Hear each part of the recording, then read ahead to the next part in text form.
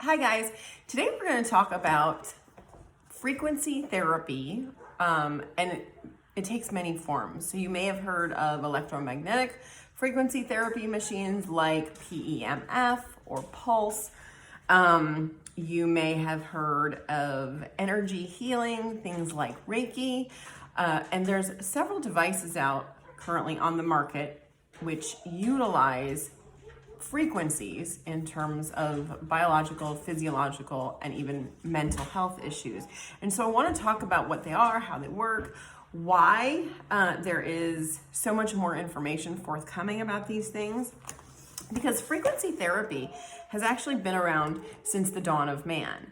And there is tons of scientific literature written on using particular frequencies to elicit particular responses, both biological and emotional.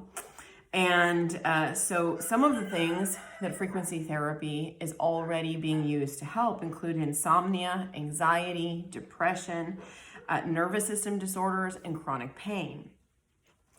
Every single thing on the planet vibrates at a particular frequency, which means it emits a sound or a sound wave at a particular frequency. Every cell, every organ, every medication, every plant, every animal, absolutely everything on the planet has its own vibrational frequency. Some of those cross over, some of them change. There are optimal frequencies, and there are frequency changes that can tell us when something's wrong in the body. And so there's two particular devices, and then the practice of Reiki that I have used professionally and personally that we're going to be unpacking over the next couple videos. But before we get to how those work and why they work and what type of applications we can use them in, I want to talk to you a little bit about just what frequencies are and why frequency therapy exists.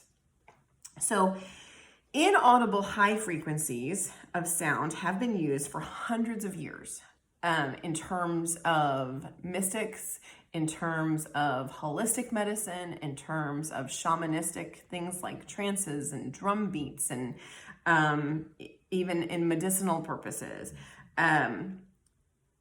Science is just now starting to catch up with this, and so we're seeing a new resurgence of this in terms of allopathic medicine. We do know that these frequencies have an effect on the human brain activity. And so even in terms of chronic pain, sometimes what we're looking at, if you've ever heard me talk about how pain medications work, pain medications don't necessarily stop the pain, they stop the association between the brain and the nerve endings and the cause of the pain. So certain pain medications that people take for chronic pain aren't actually fixing the problem at all. They're just masking it and covering it up. And yet we can have a very similar effect, more effective at times, with frequency therapy without the side effects of these drugs. And especially in terms of right now, we're looking at this huge opiate addiction problem in the United States because of chronic pain. And there are other more effective, safer alternatives. The solfeggio frequencies have been associated with healing since the beginning of man. These have been implemented into things like shamanistic trance work, chanting, drum work, meditative humming, and vibrational acoustic therapy. Before I get into some of the different frequencies and how they work, I want to talk a little bit about the fact that because these mystics, metaphysics, and musicians have been using these things for so long, why now has science decided to get involved? And how does this vibrational and rhythmic frequency affect the human body? So what we do know is that at the cellular level, vibrational frequencies trigger cellular growth and genetic changes. So in terms of what we already know and have talked about in Bedrock with epigenetics and how epigenetics actually changes genetic expression through diet, through exercise, through sunlight exposure, through environmental toxins, through sleep and stress management, we know that there are physiological changes that occur when lifestyle changes happen because of modification to genetic expression. Frequency therapy, very similar.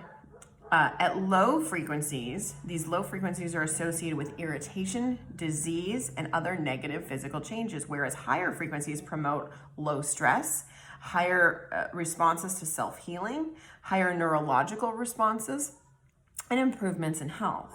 Low frequencies and low frequency sounds have long been associated with pain and displeasure. Things like grunting, groaning, hissing, snarling, growling. These are low frequency sounds. They are often associated with pain, with discomfort, with displeasure. These low frequency sounds trigger fatigue and can be psychologically distressing. They can lead to loss of sleep, irritability, fatigue, loss of concentration, and lack of self-esteem, and even nausea. And go so far as to know that low frequencies have been used in the development of weaponry in the U.S. government and military. So, for example, the LRAD tanks are sonar tanks, and they emit a low frequency sonic sound to induce nausea and instantaneous dizziness in rioting crowds. So they'll drive these tanks into rioting crowds. They don't emit a chemical or anything. They have an inaudible sound that they create that causes the people that are rioting to feel nauseous and dizzy and basically fall to the ground.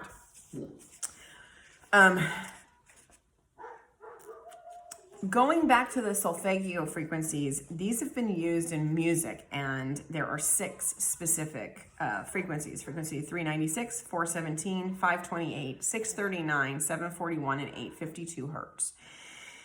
These frequencies are set to musical tones. So think do, re, mi, fa, sol, la, ti, do, right? Mi is a very special frequency, 528, which has been shown to cause DNA to absorb more light. It is connected to the vibrational frequency of chlorophyll and is the frequency at which the earth itself vibrates. This is considered the optimal frequency for healing, or what they call the miracle frequency. And I'm going to talk about that more when we get into certain specific frequencies. Human beings, a healthy, vibrant human being, will vibrate somewhere between 65 and 75 megahertz.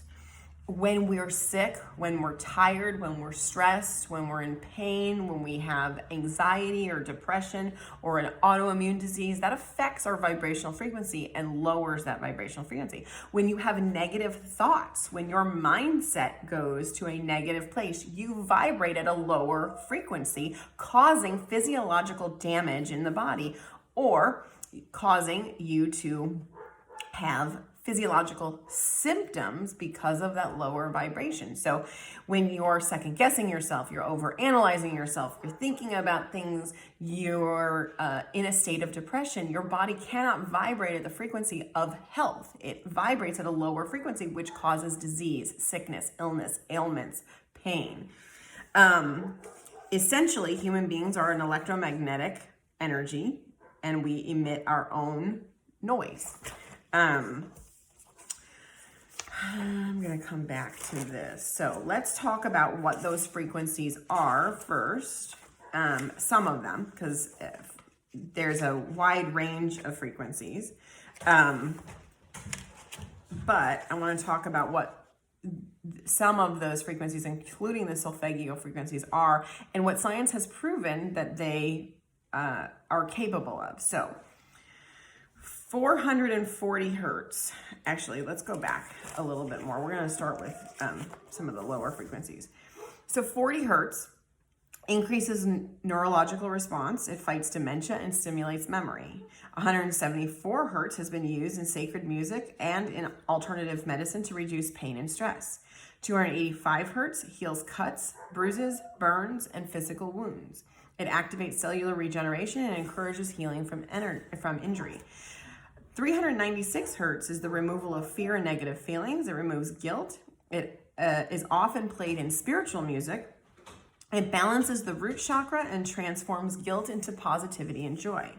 417 hertz removes the past trauma, energy It increases or improves negative energy, dissolves emotional blockages, and activates the sacral chakra. 432 hertz is aimed at the heart chakra. It causes mental and emotional clarity, spiritual development, and this is often used for tuning instruments as well as opera singers. 440 hertz, just 8 hertz different. Music tuned to 440 hertz instead of 432 hertz is considered to be cerebral and activates the third eye chakra. It also increases cognitive ability. 528 hertz is considered to be one of the most popular healing frequencies. Native Americans used this miracle note associated with blessings since before recorded history. Also, 639 hertz affects the heart chakra, produces positive feelings, greater attunement to positive relationships. It's used in therapy and encourages clear communication and situational awareness. 852 hertz is the redirection of the mind away from overthinking, one I can use a lot of, intrusive thoughts, negative thought patterns. This plays a large role in treating anxiety and depression. This alleviates negative thoughts and psychological ailments. 963 hertz is the activation of the pineal gland and higher spiritual development. 963 hertz is a vibrational frequency I've been working with for probably about 6 years in terms of activation of the pineal gland, long-term healing from lots of issues caused by past trauma or energy blockages. It is considered to be the purest miracle tone, and it is called the frequency of the gods. It activates the crown chakra and is considered the connection source for all humanity.